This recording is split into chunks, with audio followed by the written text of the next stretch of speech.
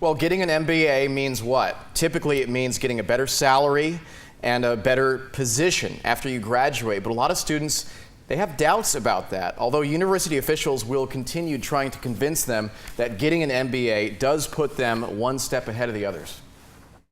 I think that if you just look over careers, there's no doubt, right, that the starting salaries are so much higher, and then career progression just looks much better.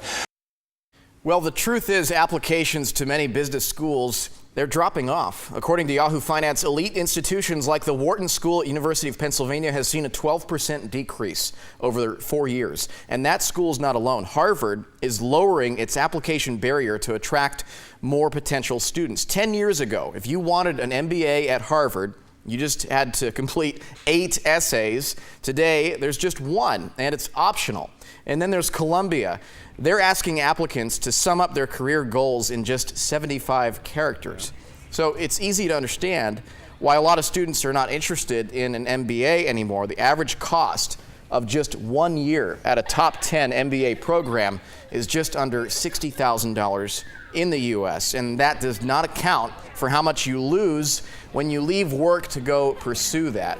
So what's happening, and this is a trend that we're starting to see a lot of these schools, including Wharton and Columbia, they are offering weekend programs where students can continue with their full-time work and still pursue their MBA. And then you have other schools like Wake Forest and Virginia Tech. They have nixed their full-time programs altogether.